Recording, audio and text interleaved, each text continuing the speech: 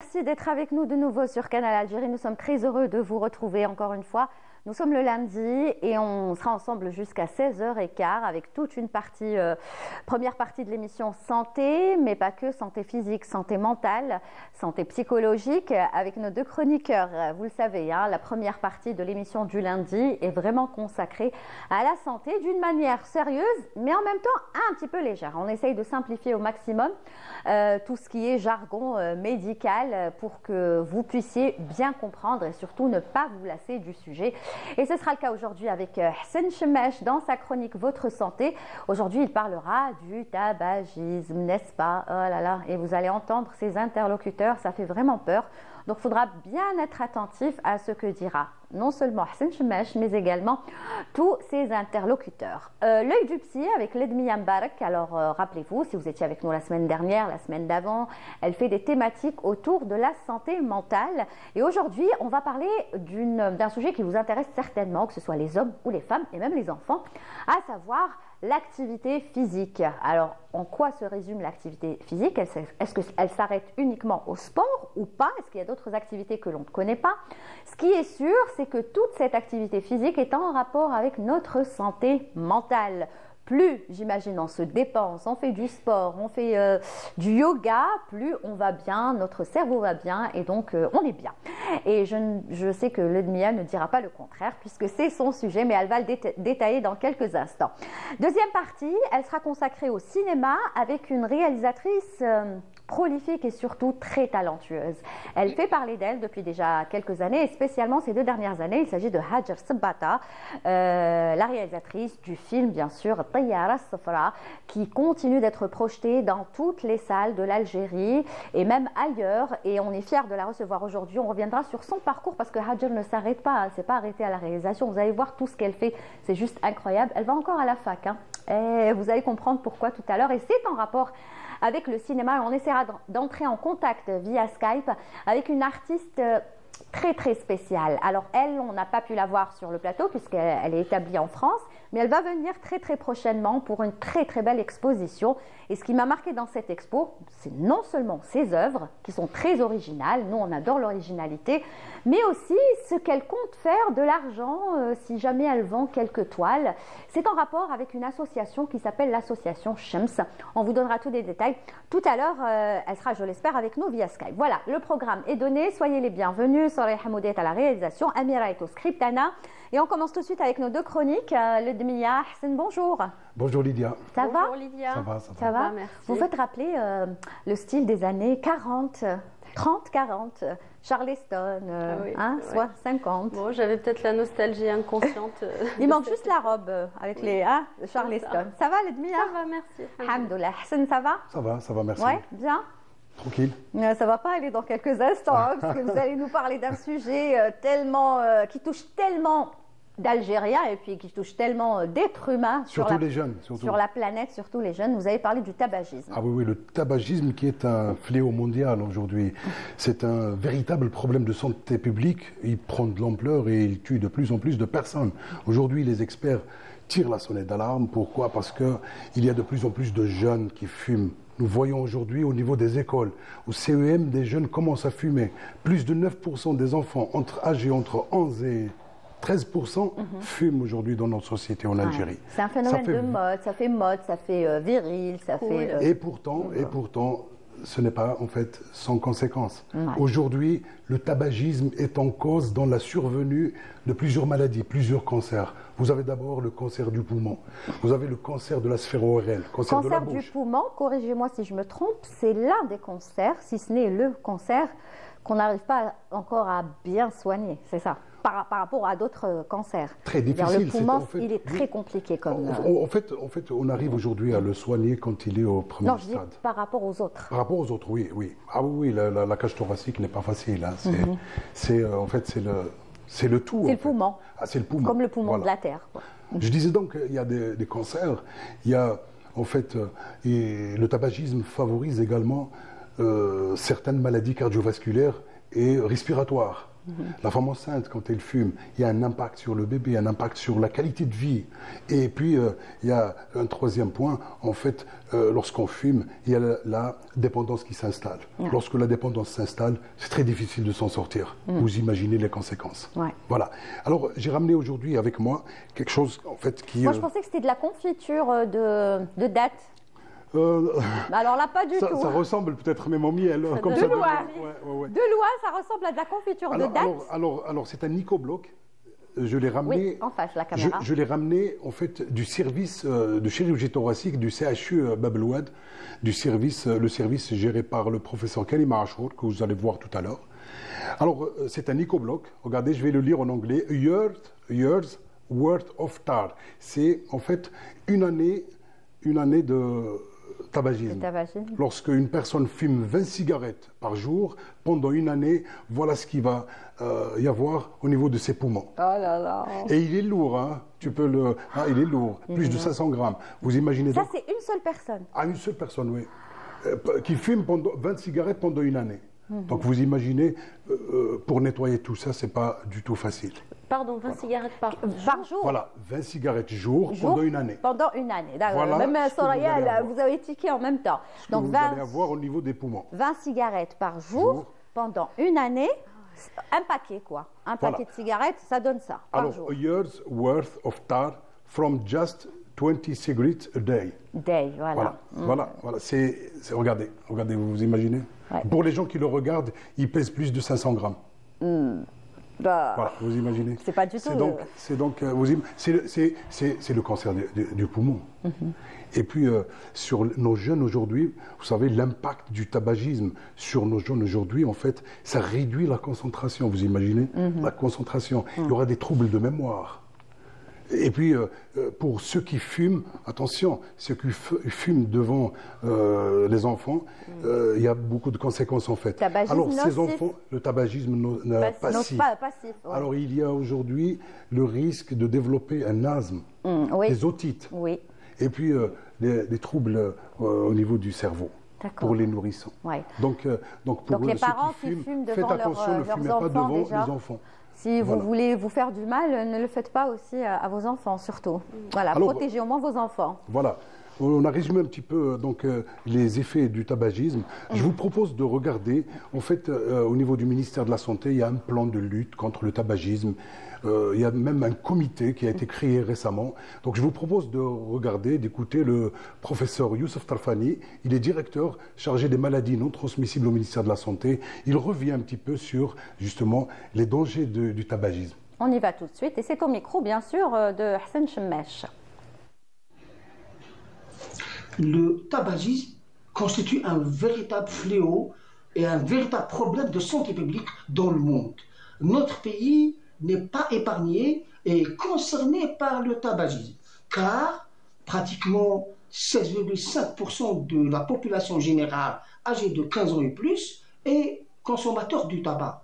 Le tabac aussi qui est très répandu chez les jeunes. Du moment que notre pays, 60% de la population générale est jeune, nous avons pratiquement 9% des enfants qui sont âgés entre 11 et 13 ans sont des fumeurs. C'est pour cela que le ministère de la Santé a prévu un programme d'information, de sensibilisation, de communication pour réduire la consommation du tabac chez les adultes et notamment chez les jeunes.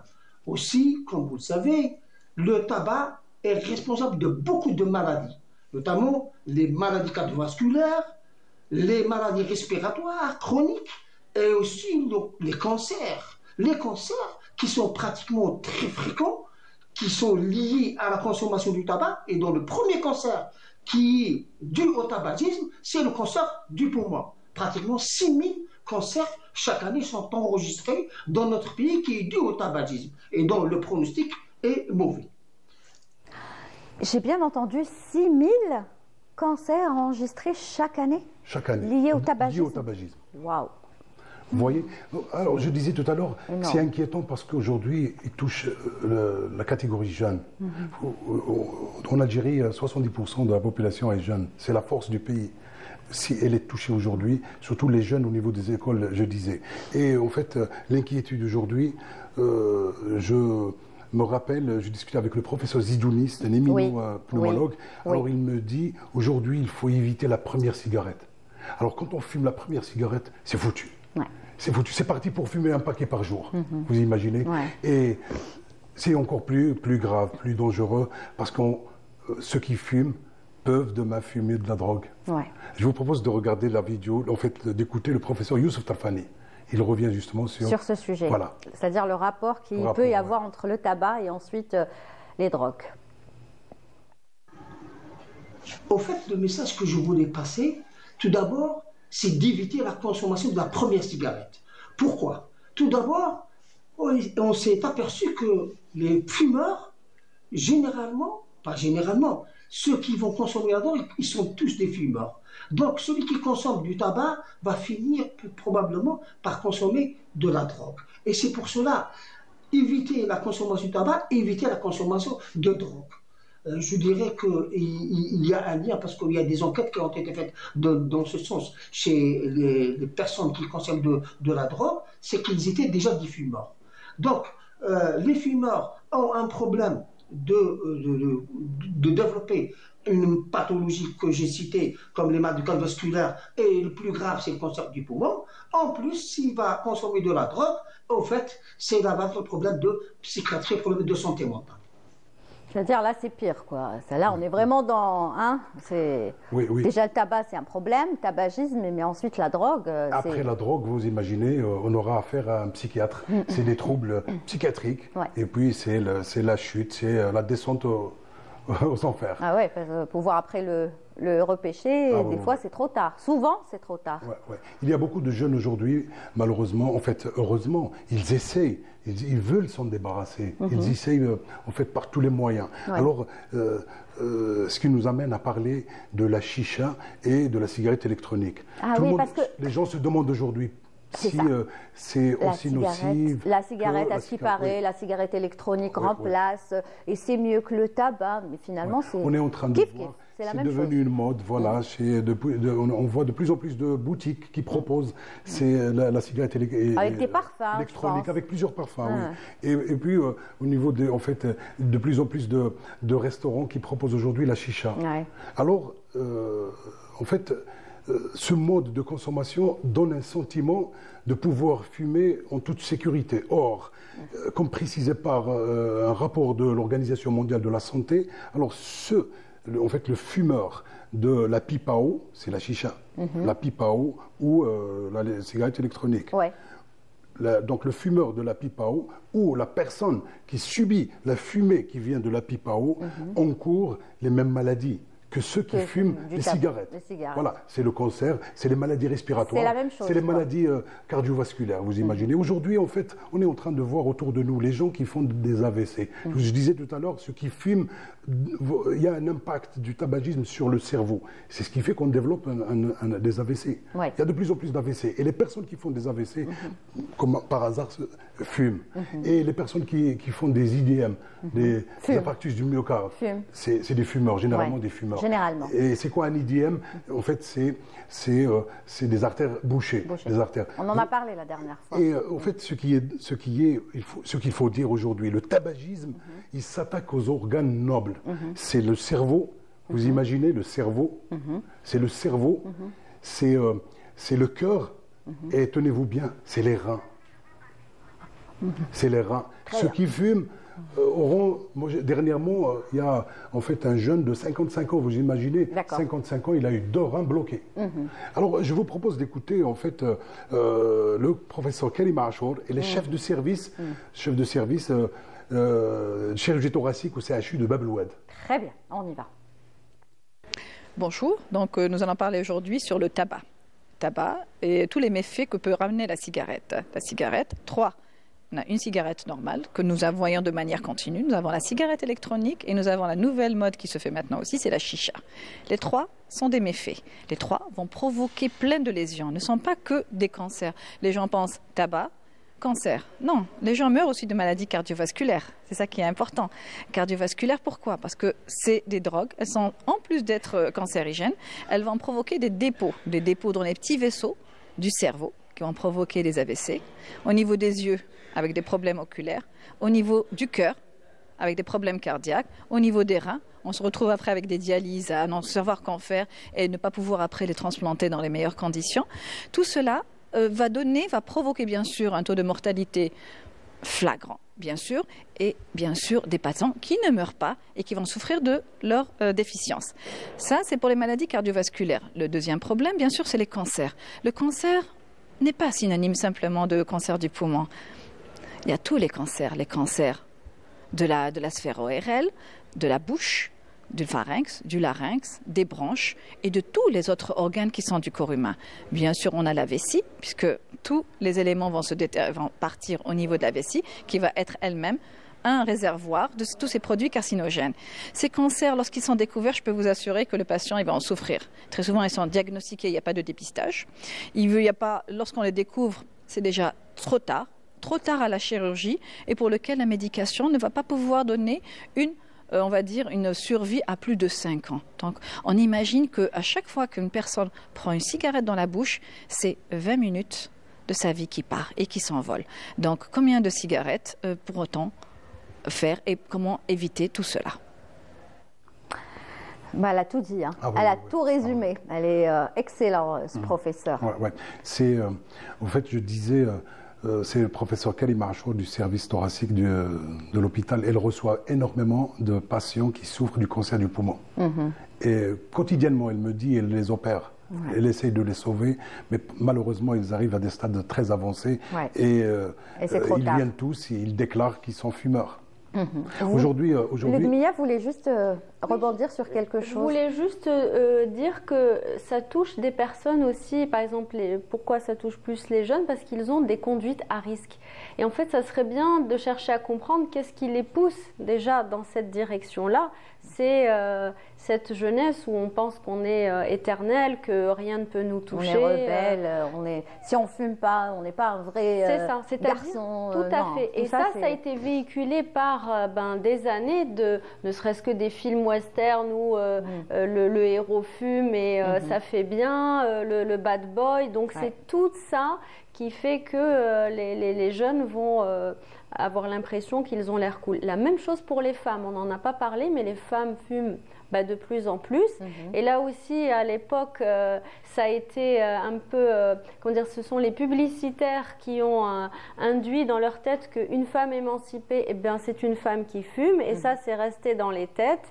Et donc, alors que c'est absolument faux, ça n'a rien à voir. Donc, il y a quand même des petites manipulations de la publicité. Ce serait bien de faire un sujet aussi sur ça. Oui, ça serait intéressant. Très bien. Voilà. Hassan, vous vouliez parler de la troisième vidéo, de la dernière? Alors aujourd'hui, en fait, il faut le dire, aujourd'hui, les pouvoirs publics sont conscients, en fait, de l'ampleur que prennent, en fait, ce que prend ce phénomène. Et il y a un travail, je disais tout à l'heure, on a créé un comité de lutte contre le tabagisme. Il y a un travail qui se fait, il y aura plus de rigueur, parce qu'il y a une loi de 2001 qui interdit de fumer dans les lieux publics. Elle est appliquée, mais partiellement. Donc il y aura de la rigueur. Il y a aussi sur le prix des cigarettes, il y a eu des taxes, ça augmente au fur et à mesure. Donc ça aussi, ça décourage un petit peu le consommateur. Ça encourage les gens à arrêter de fumer.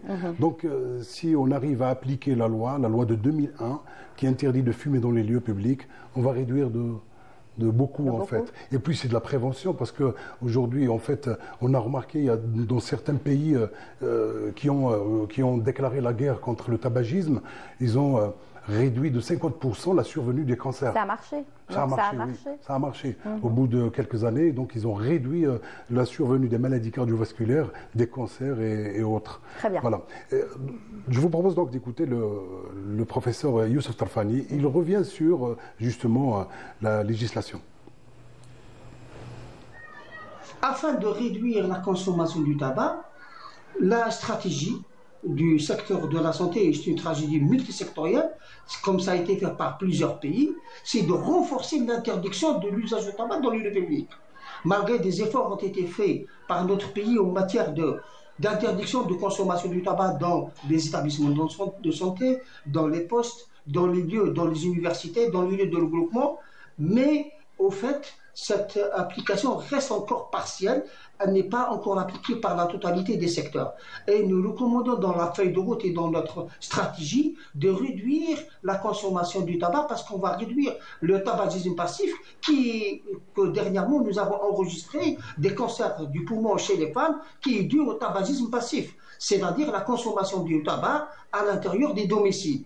Et bien sûr, une des applications qui va être appliquée par rapport à cette année 2025, c'est le renforcement du dispositif législatif. Ah, c'est le premier point. Le deuxième point, c'est la sensibilisation de fumeurs. Comment? Au fait, pour 2025, nous avons prévu un texte réglementaire dans lequel il va y avoir des images pour choquer la population sur les paquets de cigarettes, comme ça a été fait par les autres pays, c'est de mettre des images choquantes comme des images de cancer, des images de pathologie cardiovasculaire. Ça va permettre de réduire la consommation des produits de tabac. Alors, les images choc, ça marche un moment, mais ensuite, c'est comme si on s'y habitue, enfin les gens s'y habituent aux images, donc ils continuent. Mais il y a quand même un impact. Il y a un impact. Il y a des personnes qui sont sensibles lorsqu'elles voient ces images. Mm-hmm. C'est comme les accidents de la route. Oui. Les images choc, ça freine un peu, et puis ensuite les gens ils continuent à faire de la vitesse. Oui. Donc, alors aujourd'hui, en fait, pour terminer, il y a en fait des personnes qui se demandent fumer une cigarette ou vapoter une cigarette électronique. Alors je dirais ni l'un ni l'autre. Arrêtez de fumer. Aujourd'hui, il y a de plus en plus de services de pneumologie qui proposent le sevrage tabagique. Allez-y, présentez-vous devant un professeur ou devant un médecin pneumologue, il vous aidera. Il y a des techniques aujourd'hui, croyez-moi, il y a même des produits pour se débarrasser du tabagisme. Marchez, faites du sport, écoutez de la musique, lisez, et quand une cigarette quand l'envie de fumer vous vient en tête, prenez une pomme. Ouais, par exemple. Voilà. Si on n'a pas la pomme, on fait du sport. Faites du sport, marchez. Et puis, très bien. Voilà. Merci beaucoup pour tous ces conseils précieux et tout le travail que vous êtes en train de faire, Hassan Chemech, dans l'émission. Souriez, vous êtes sur Canal. On est vraiment content de vous avoir. Et voilà, on en apprend des choses. Et j'espère qu'on réussit, grâce aux interlocuteurs de Hassan, à vous sensibiliser, à vous toucher, surtout à répondre à vos questions. Vous restez avec nous, mais on vous retrouve bien sûr avec grand plaisir lundi prochain avec une autre thématique. Une nouvelle thématique. Très bien. Et vous avez donné la transition finalement à Ledmia, l'œil du psy, notre psy aujourd'hui, puisque vous avez dit par exemple, pratiquez du sport, faites du sport. Le sport, c'est tellement bien, c'est tellement bon pour la santé. Et on va résumer cela à l'activité physique. Mais Ledmia, finalement, c'est quoi une activité physique? Elle s'arrête où cette activité physique? Alors, si vous permettez, avant de répondre à la question, j'ai envie de profiter de la transition par rapport au sujet de Hassan pour dire que si vous pensez, donc vous voyez bien que le tabac tue et qu'il est très dangereux, aujourd'hui la sédentarité tue plus que le tabac. Voilà. Mais c'est un sujet qui est moins pris en charge parce que on a l'impression que en fait l'activité physique ou le sport moi, je dirais plus l'activité physique, c'est pour le bien-être. En réalité, aujourd'hui, c'est un besoin. C'est pas que c'est plus que ça. C'est dangereux d'être sédentaire. Et on va voir la différence justement entre la sédentarité et l'activité physique parce que ça n'est pas non plus la même chose.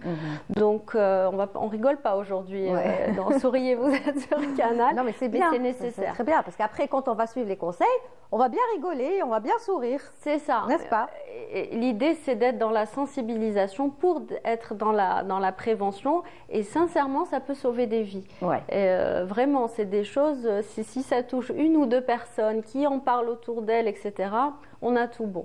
Donc, il faut bien faire la distinction entre l'activité physique et la sédentarité. On peut très bien être un sportif sédentaire.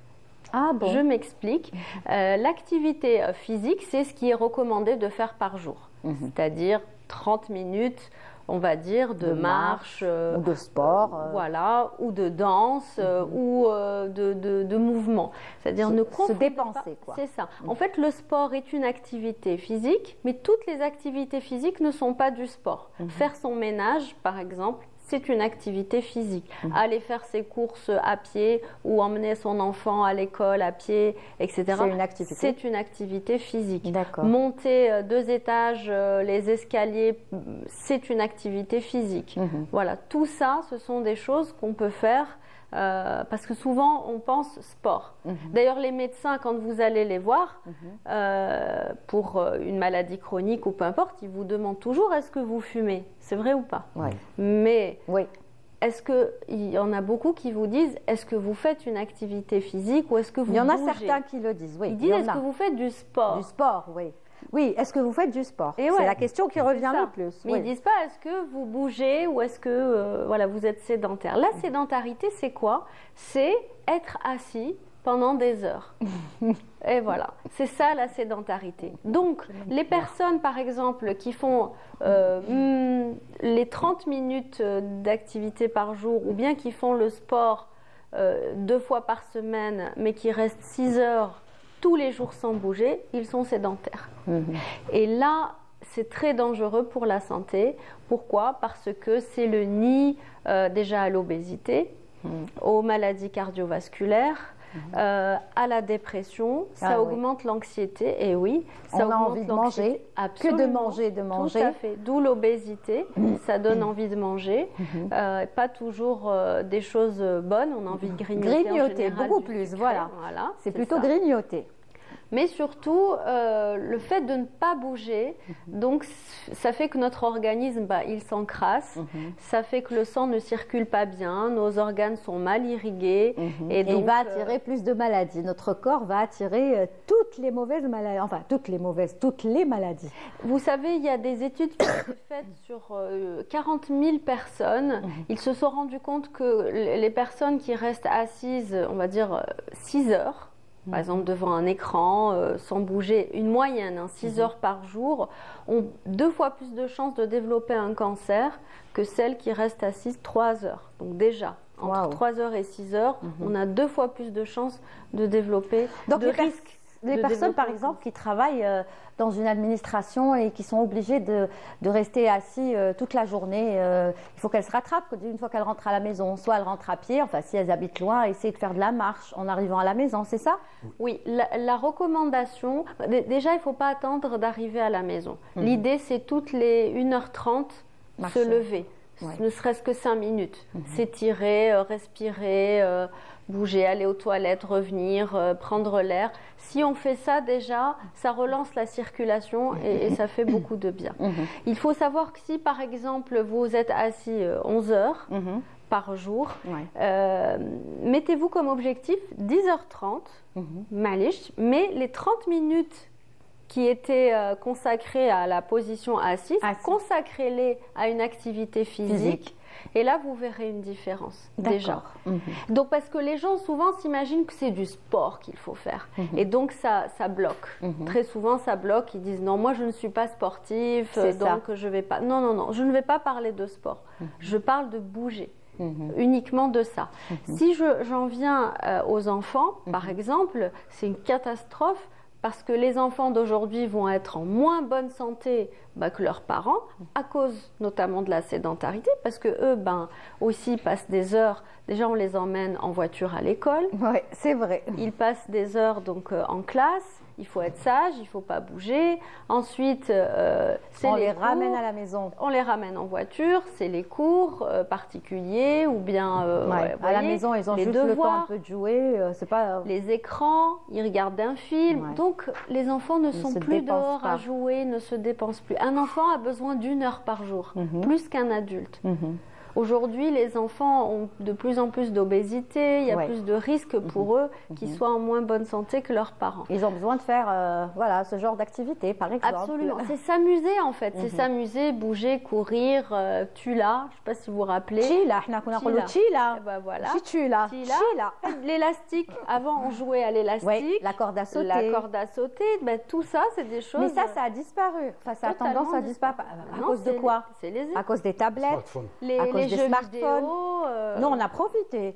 tu es là, Maïda, on a joué à tout, quoi. C'est ça. C'est pour ça que je dis... La marraine, tout. Par exemple, quand je reçois des parents qui ramènent un enfant pour un décrochage scolaire ou alors pour du stress, une année d'examen, on va dire, eh ben... Moi, je demande, est-ce qu'il fait de l'activité physique, est-ce qu'il prend l'air ou est-ce qu'il fait un sport ou quoi? Non, on n'a pas le temps cette année, c'est examen. On n'a pas le temps, il faut qu'il se concentre sur ses études. Et mais ça, c'est une erreur parce que on a remarqué, étude encore une fois à l'appui, que les enfants apprenaient mieux en bougeant, qu'on se concentre mieux. Quand on vient de faire 20 minutes d'activité physique, on est beaucoup plus concentré. On arrive à mieux mémoriser, à mieux apprendre. D'accord. Donc là aussi, c'est un appel à tous les professionnels, même de l'enseignement, c'est-à-dire de faire 5 minutes d'étirement en classe, par exemple au bout d'une heure. Eh ben, les enfants vont être plus concentrés, ils vont être plus calmes. Ah d'accord, donc pas se limiter aux heures de sport, parce que chaque classe a... Maintenant, le sport, c'est plus, c'est 2 fois par semaine, dans les écoles, en tout cas primaires, ça je suis au courant. 2 fois par semaine, avant c'était 1 fois, maintenant c'est 2 fois, déjà ils ont plus de sport. Mais là, vous parlez de le faire en classe. Tout à fait. Quelques étirements pendant 5 minutes. Pendant 5 minutes, bien, ça, des étirements, ça ne coûte rien. Il n'y a aucun matériel, c'est gratuit. Les enfants, ça leur permet, ne serait-ce que de se lever, bouger un peu. Même l'enseignant qui lui aussi peut saturer. Il peut saturer. Il a beaucoup de choses à gérer. Donc c'est bénéfique pour tout le monde. D'accord. Et j'en reviens quand même aux parents parce que tout à l'heure, on parlait du tabac. En fait, c'est bien beau de dire à ses enfants de ne pas fumer, mais quand on fume soi-même, ça ne fonctionne pas. Je rappelle juste que les enfants n'écoutent pas ce que vous dites, ils font ce que vous faites. Que ce soit le tabac ou l'activité physique ou les écrans, dire aux gamins non, touche pas ton écran alors qu'on est dessus nous-mêmes toute la journée, ça ne fonctionne pas. Donc, il faut donner l'exemple et commencer déjà par soi-même. Et faire un maximum d'activité physique. C'est ça, donc c'est bouger. En réalité, c'est bouger. Et là, ça vient clôturer en quelque sorte, vous voyez, c'est comme un tabouret et les 3 pieds qui font que le tabouret tient. C'était le sommeil, l'alimentation et l'activité physique. Et en réalité, les 3 sont liés. On dort mieux quand on bouge. Si on passe la journée assis ou allongé, on va pas bien dormir. L'alimentation, on l'a vu avec, là on parlait de grignoter. Quand on est sédentaire, on mange plus et on mange moins bien. Voilà, et donc tout ça, ce sont des recommandations qui sont à notre portée en réalité. Tout à fait à notre portée. On a besoin de personne pour ça. Maintenant, j'ai envie de dire un dernier mot si j'ai le temps. Oui, allez-y. L'idée, c'est qu'est-ce qui fait que les gens n'arrivent pas à établir ça. Ce programme. Ce programme-là, ces choses qui sont assez simples. Il y a plein de mécanismes inconscients qui entrent en jeu, mais notamment, j'ai envie de dire que ça touche aussi un peu l'estime de soi. Et oui, c'est-à-dire que pour se faire du bien, déjà, faut croire qu'on le mérite. Et donc, il y a beaucoup de gens qui pensent que c'est pas pour moi, ou alors c'est compliqué, ou alors... Donc, je vais pas y arriver, laisse tomber. Donc, j'ai envie de dire, c'est jamais trop tard. Les personnes âgées, par exemple, plus que les autres, elles ont besoin de bouger. Et souvent, on est là en train de les préserver. Non, il faut se reposer. Non, ne bouge pas, attention. En réalité, c'est pas bon. Ce qu'on fait, ça fait l'effet inverse. Ces personnes-là, elles doivent bouger. D'ailleurs, la maladie d'Alzheimer, elle est...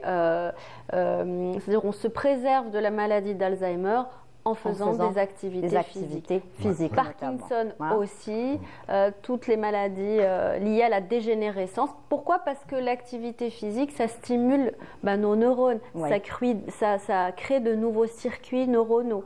Donc, les personnes âgées, par exemple, si elles ont une routine, par exemple pour la maladie d'Alzheimer, qu'est-ce qui la favorise? C'est de faire toujours la même chose. L'idée, c'est par exemple de prendre un chemin différent, de ne pas rentrer toujours par le même chemin. C'est d'apprendre une nouvelle langue, c'est de faire une nouvelle recette de cuisine. Ne pas rester dans la monotonie. Dans la routine, la monotonie, parce qu'on a besoin de stimuler le cerveau et même d'apprendre parfois des choses un peu plus difficiles que ce qu'on pense qu'on est capable de faire pour pouvoir rester actif. L'idée, c'est d'être actif dans sa tête, dans son corps. De toute façon, les deux choses sont liées. Totalement liées.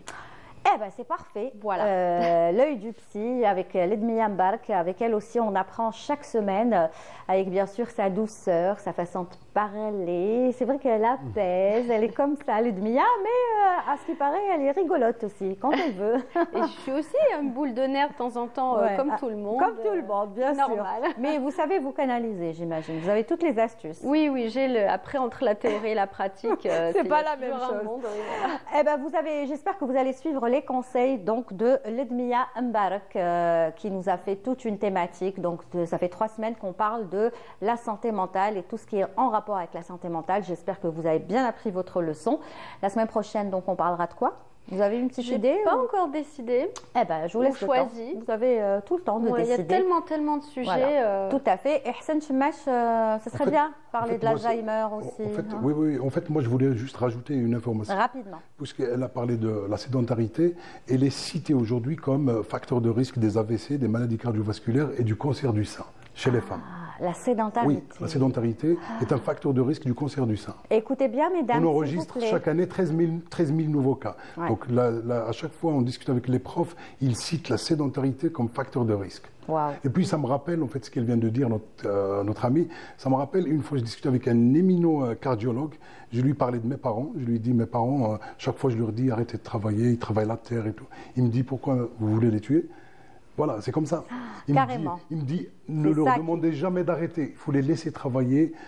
C'est comme ça qu'ils resteront en bonne santé. Voilà. Très bien. Pour confirmer ce qu'elle vient de dire. Oui, la chaise tue. En fait, c'est vrai. Voilà, la chaise tue.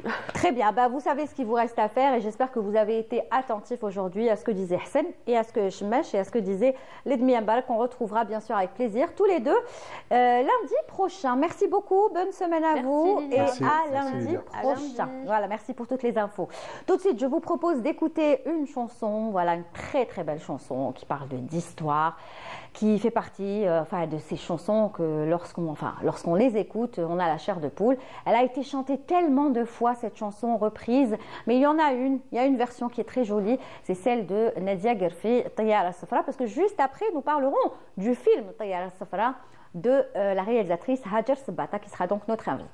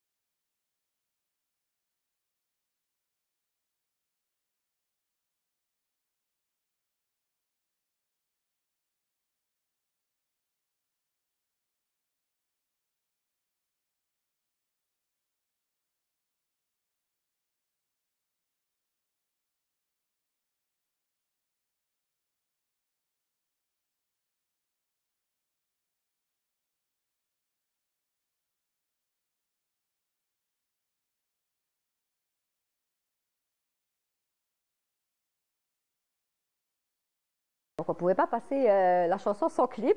Et ça, il faudra voir ça avec la réalisatrice du film, Hajer Sabata, qui est avec nous aujourd'hui. Bonjour Hajer. Bonjour Lilia. Comment ça va? Très très bien. Merci pour l'invitation. Je suis très contente d'être avec toi sur le plateau de Canal Algérie. Plaisir est partagé. Avant même de parler de cinéma, de film, il faut que tu nous répondes à cette question. Pourquoi il n'y a pas encore de clip? Pourquoi il n'y a pas encore d'image? Parce qu'on ne peut pas passer juste le son, on est en télé. Donc c'est dommage. Moi, j'aurais voulu passer celle de Neda Rayhan, même si je trouve que celle de Gerfi est magnifique. Elle est bien aussi. Pour rester en rapport avec le film. Oui, c'est vrai que la chanson du film Tayara Safra a été refaite avec Neda Rayhan et dans l'arrangement Amin Dahan. Mais simplement que le film est tout nouveau encore. Et donc, par rapport au festival et tout ça, aux images et tout, je ne voulais pas vraiment dévoiler les images du film. Et donc, c'est une idée, on devait la faire, mais j'attends juste que le film sortira sur le NTV déjà. Et après, on pourra se permettre de faire un clip avec la chanson. En tout cas, le film, ce qui est sûr, c'est que donc, le film se porte bien. Le film voyage bien. Il a bien voyagé, il a bien marché, il a attiré le public un petit peu partout en Algérie. Tu as fait plein de tournées, plein de salles de cinéma, des festivals. Donc, une fierté aujourd'hui. Oui, vraiment une fierté, Lilia. Déjà, je commence par l'avant-première du film où j'ai vraiment été surprise de gens qui avaient dans la salle. Elle était archi-comble avec tous les cinéastes, les différents segments du secteur et des artistes et tous. Ça m'avait fait vraiment plaisir. Aujourd'hui, le film a voyagé pendant toute l'année, en fait, jusqu'à maintenant. J'ai une date là pour le 17 février à Borj Bouarerij. Et donc, à chaque fois, où tu as tourné, où j'ai tourné la partie village, tout à fait, voilà, Dachra, la partie Dachra à Daïrt Medjana, Dachra Dafiro à Borj Bouarerij. Donc, je salue Monsieur Louali, il nous avait beaucoup aidé sur le coup alors. Et donc, plusieurs wilayas, j'ai été reçue par plusieurs walis avec des hommages, donc projection et pratiquement à chaque fois les salles combles avec beaucoup de jeunes dans les salles et donc avec des débats qui duraient jusqu'à 2 heures du temps ou même plus. Des étudiants aussi. Oui, souvent des beaucoup d'étudiants. Voilà, donc moi bien sûr ça me plaît et surtout que le film m'a donné encore ce beau titre d'être la première femme algérienne à avoir produit et réalisé un film sur la guerre de la Révolution. Donc c'est une fierté pour moi, honnêtement. Et je sais que tenace comme tu es, tu ne vas pas t'arrêter là, c'est clair. Pour le moment, tu savoures encore. Oui. Parce que le film, finalement, c'est comme un bébé. On est obligé de grandir un peu avec, de le laisser. Et ensuite, on passe à autre chose. Exactement. Donc, je l'accompagne et je l'ai accompagné partout avec ma voiture. Donc, entre autres, à Constantine, à Tizi Ouzou, à Djelfa, à Oran, à Tipaza, où il y a eu la projection plein air, le Ramadan passé, il y avait pratiquement, je pense, 800 personnes. Donc, plusieurs d'autres wilayas et bientôt, Inch'Allah, à Al-Borj, à l'occasion de Yawm al-Shahid. Et voilà, donc, moi, je dis, j'aimerais aussi qu'ils arrivent même au sud de l'Algérie. Donc, je n'hésiterai jamais à l'accompagner, en fait. Et il y a eu aussi des masterclass autour du film, donc, notamment à l'Institut de Qléa, du cinéma, l'Institut national supérieur du cinéma. Et aussi, j'ai fait aussi une masterclass à Constantine, donc où à chaque fois, donc je vois l'engouement des jeunes à vouloir comprendre comment se tourne le film, la scène de l'exécution, tout ça. Donc, et j'ai l'impression que je prends beaucoup de plaisir à parler du film à chaque fois. Donc, ça les passionne déjà parce que c'est un film qui traite de l'histoire. Et en plus, c'est une femme qui le réalise. Donc, c'est encore plus.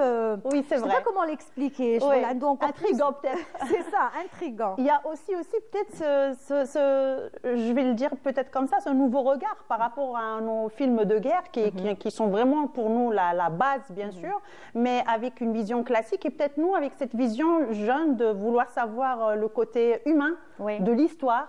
Et donc là où je traite dans le film, c'est vrai que le contexte, c'est un film de guerre qui se passe en 56-57 et c'est pas par hasard parce que c'est vraiment l'année ou les 2 années où la femme algérienne avait commencé à être sur le terrain. Notamment, il y a la bombe Milkbar et tout par notre Moujahida Zahra Darif, Rabbi Yahfadha. Et donc, Salat al-Jami', et nous sommes toujours en direct sur Canal Algérie. Là, on parle de cinéma avec une talentueuse réalisatrice. Il s'agit bien sûr de Hajer Sabata, qui nous parlait un petit peu du film Tayara Safra, et de cette différence peut-être entre l'ancienne et cette nouvelle génération, le regard. On s'était arrêté donc à l'idée de la fameuse bombe, bien sûr, du Milk Bar. Ça, c'est par rapport au contexte de l'histoire. Elle se passait entre 1956 et 1957. Et donc, je pense qu'il a aussi marqué les gens et les jeunes, c'est de raconter dans un film de guerre l'amour d'une sœur à son frère en pleine révolution. Exactement. Donc, c'est le détail qu'on n'a pas l'habitude de voir dans nos films de guerre, parce qu'on présentait nos films d'une façon un peu melhamiya, botoliya. C'était le contexte de l'époque, c'est normal, et parce qu'on avait voulu, on avait besoin de faire connaître la guerre de la révolution et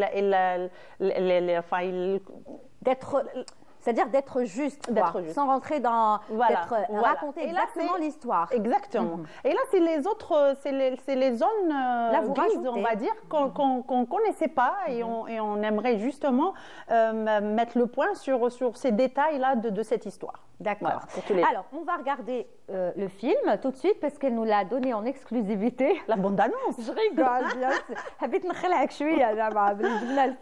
Non, pas encore. Il faudra attendre encore. Je ne sais pas quand est-ce qu'il sera programmé. Au niveau de la télévision nationale. La convention a été signée et donc prochainement. Pour bientôt. Inch'Allah, vous pourrez, je l'espère, Inch'Allah, le suivre bien sûr dans son intégralité. Pour le moment, on va se contenter de la bande-annonce du film Tayara Safra de la réalisatrice Hajar Sabata, qui est aussi productrice. Regardez.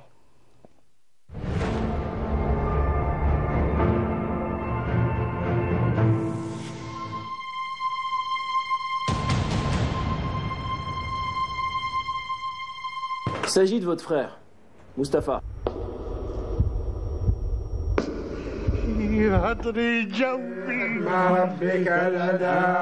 سليمان وليدي هو اللي قال لي.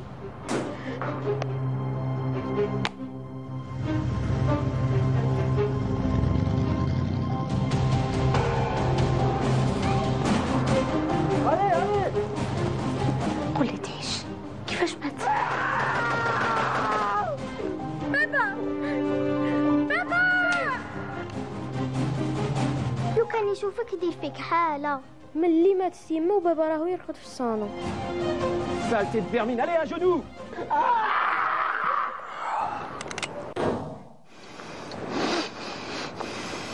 نضالكم في سبيل الوطن. يا الله ربي راح يمشوا راح يمشوا يا راس صفرا حبسي ما تضربش حبسي ما تضربش.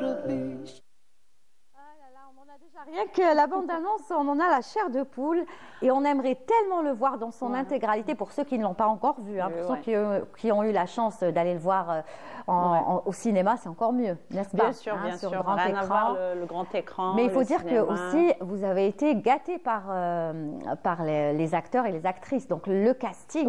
Oui. Ça a été facile de les convaincre tout de suite. Vous les avez convaincus? Franchement, oui. Non, d'abord de les convaincre. Oui.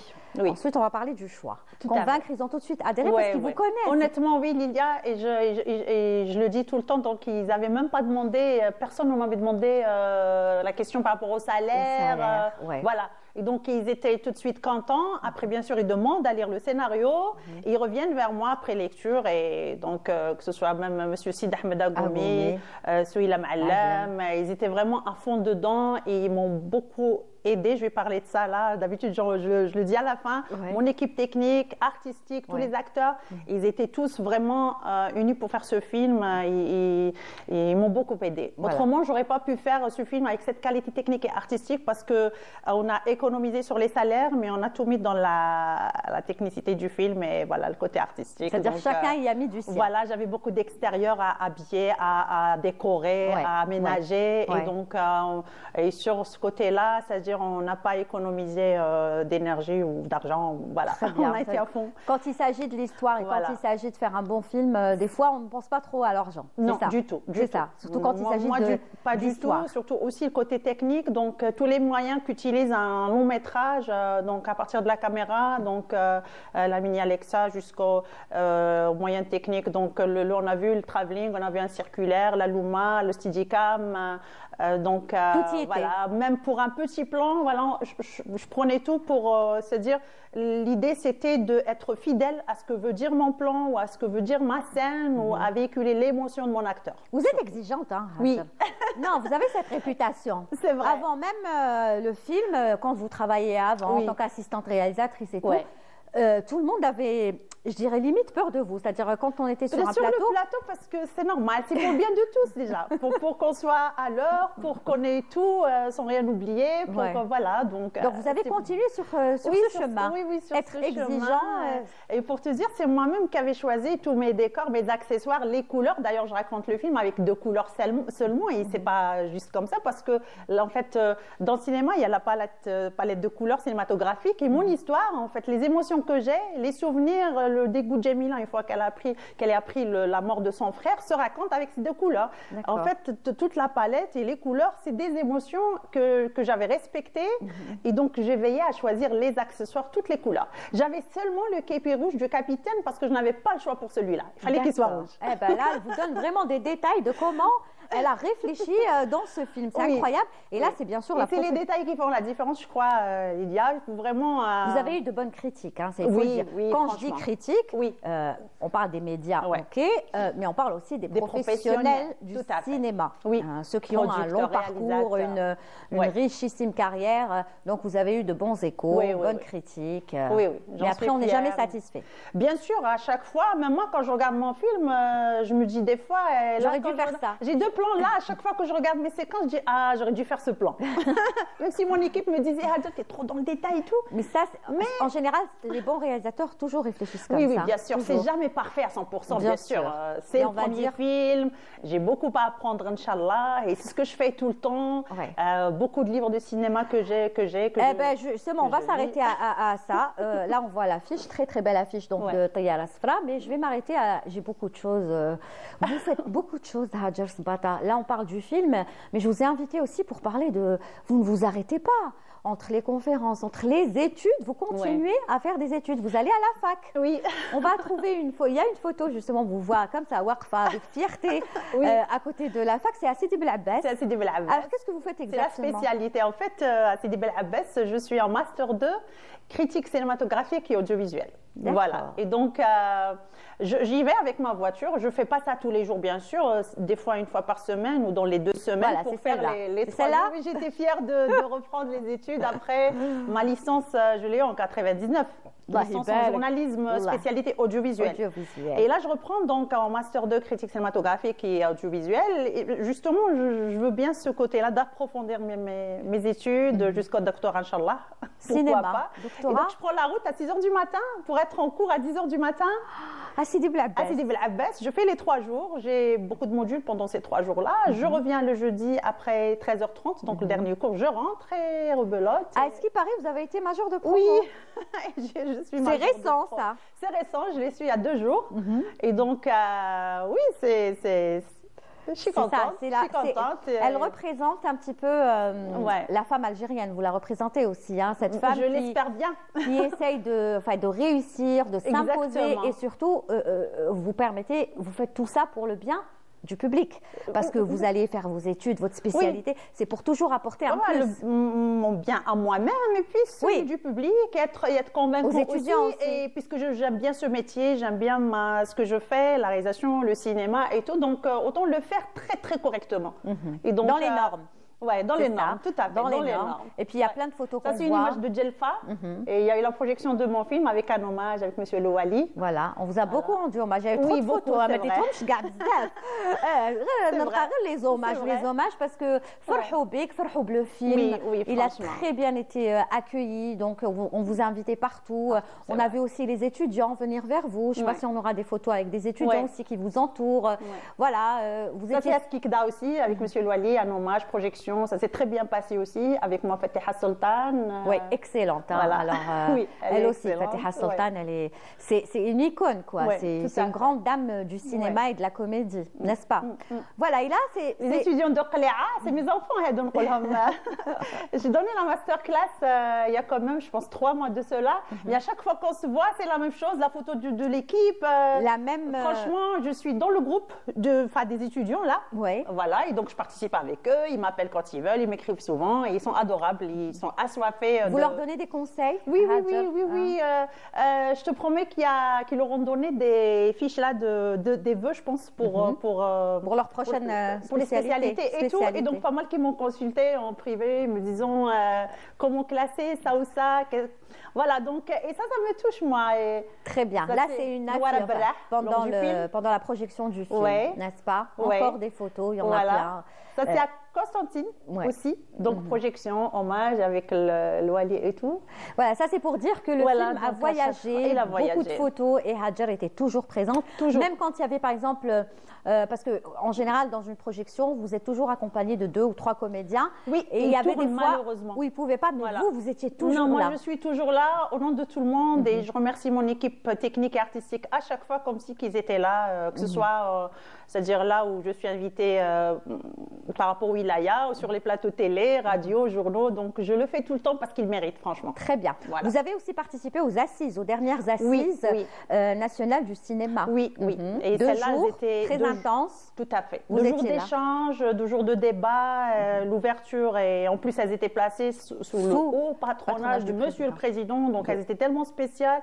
Il a donné un discours super rassurant, motivant pour tous les techniciens. Il y avait tous les segments du secteur en fait, et donc liberté d'expression, financement, et c'est des garanties qui nous poussent vraiment encore à travailler plus si on veut encore qu'on ait un cinéma qui se place à un niveau, à l'échelle internationale. C'est ça, donc, parce que quand on parle d'assises en général, le premier mot qui nous revient en bouche, c'est bien sûr l'industrie cinématographique. Tout à fait. N'est-ce pas? Et donc c'est la base. Là, ce qui a été discuté, c'est vraiment la loi du cinéma, les propositions de comment améliorer notre cinéma, et donc c'est vraiment la base de ça.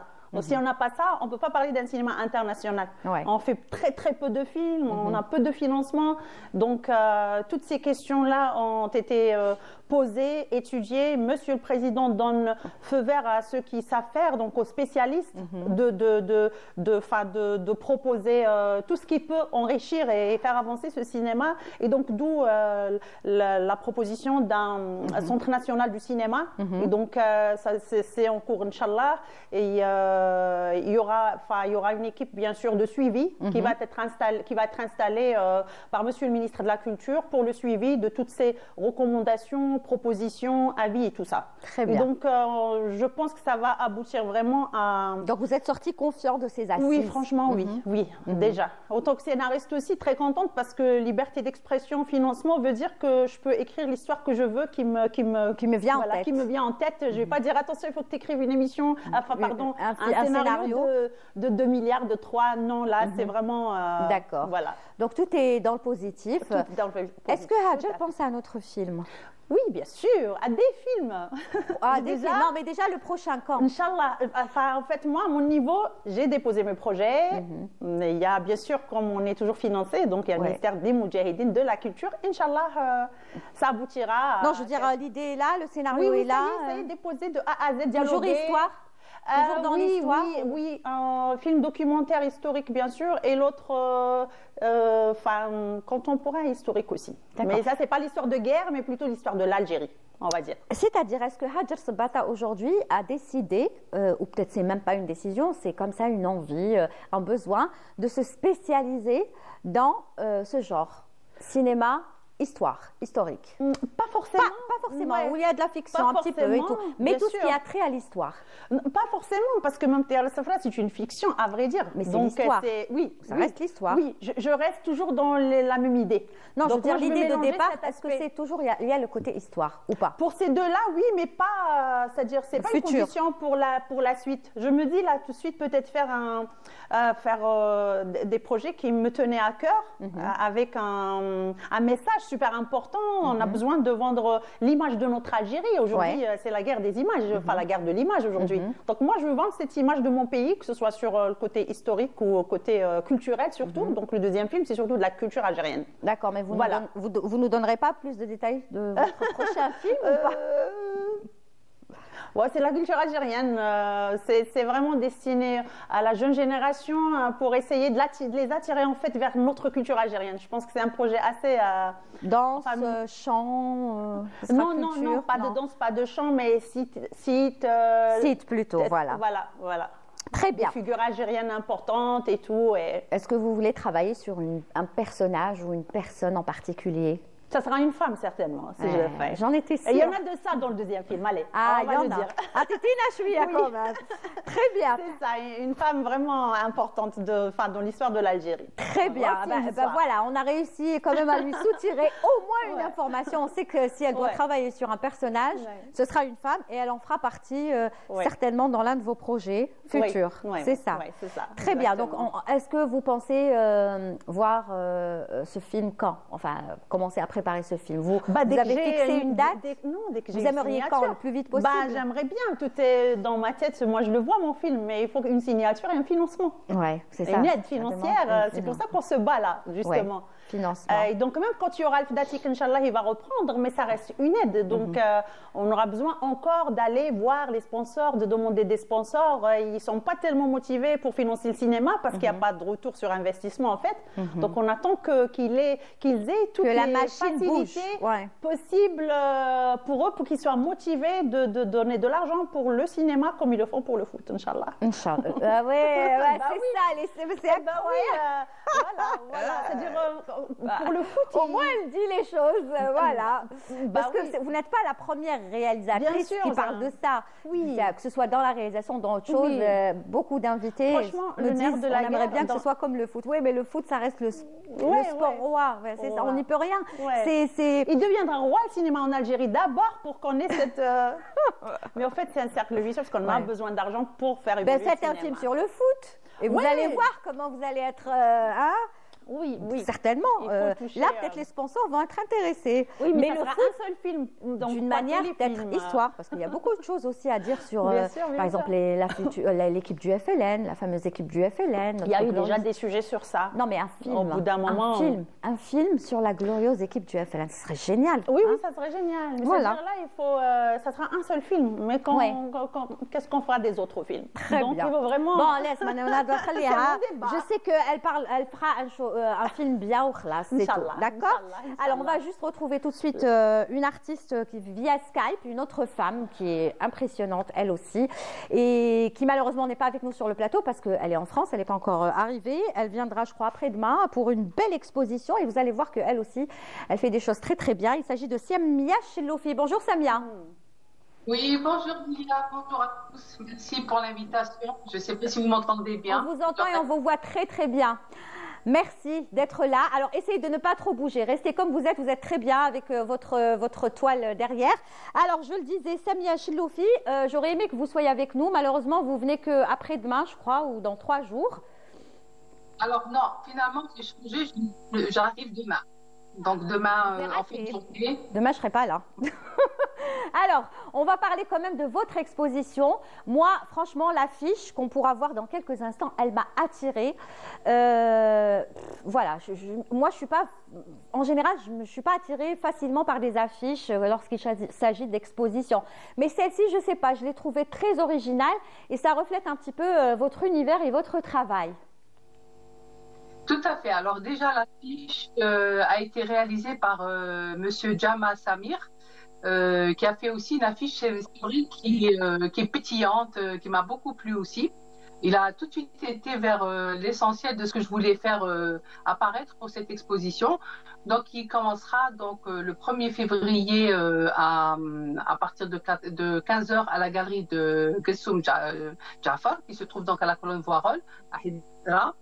Donc, ce sera du 1er février au 14 février. Et donc, il y aura plusieurs toiles. Je n'ai pas hésité du tout à accepter l'invitation de M. Gessoum, qui est vraiment l'ami des artistes et qui est vraiment une belle personne pour les aussi, qui fait plein de choses et tout ça avec les artistes. Et donc, voilà, ça va être comment on appelle ça? L'intitulé, c'est Qomtara. Et puis voilà, il y aura Qomtara. Alors justement, comme on n'a pas beaucoup de temps et bon, moi j'aimerais vous avoir, donc je viendrai certainement vous rencontrer au niveau de la galerie, mais j'ai insisté pour que vous soyez avec moi aujourd'hui parce que l'initiative que vous avez prise aussi, mis à part votre exposition qu'il faudra absolument aller découvrir, c'est racontez-moi ce que vous allez faire avec l'association Shems. On rappelle que l'association Shems est très connue, qu'elle s'occupe notamment des personnes en difficulté et à mobilité réduite. Donc, il y a des trisomiques, il y a des autistes, mais pas que.